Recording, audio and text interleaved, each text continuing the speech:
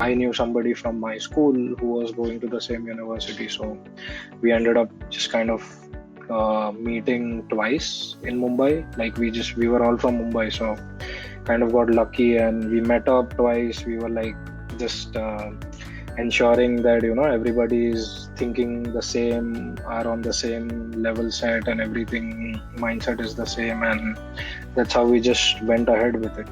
So we were like 7 of us, and like yeah, that's generally how it is in Boston. So if you want to stay in the city, the rent is like super high, and since you've come just from India, it's like super expensive for you. At least that's what you would think at that time.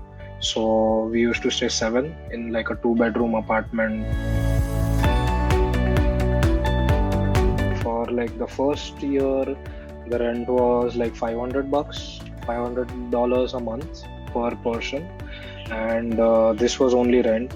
Then there was like the internet, there's phone bill, there is food, there is grocery. So it used to come to around $800 per month. Yeah, and the way the expenses was, like, we used to actually cook at home a lot, so that we used to save money getting grocery because that's cheaper. Doing everything on your own, so like your laundry to food to to setting up your room and stuff like that. So that all was pretty it was challenging, but I think it was really I mean, when I look back now, it was really helpful. In Mumbai University, I'm looking at, like, say, the past 5 years papers, and I know the questions, and I'm going to just study these, and I have these books and I have these notes that I'm going to study from. That doesn't work here. So and the assignments were pretty challenging compared to how we would study in the university, where most often than not you're like copying the assignments for somebody else, and just for the matter of grading, you're not actually learning. So here it's like you're really tested on like the concepts in the assignments, and it's very intense. Like, you take a lot of time to do the assignments, and you have to put in that time.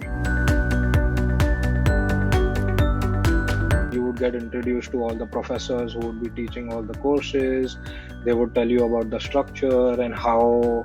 So co-ops in Northeastern had a cycle. So either you are in like the first cycle or the second cycle. So you get to do a co-op after your second semester or your fourth semester, something of that sort. So they would all tell you that this is how it's going to be and all that. So, and you would just know like the number of people which are there and kind of understand how many other people are in your course together.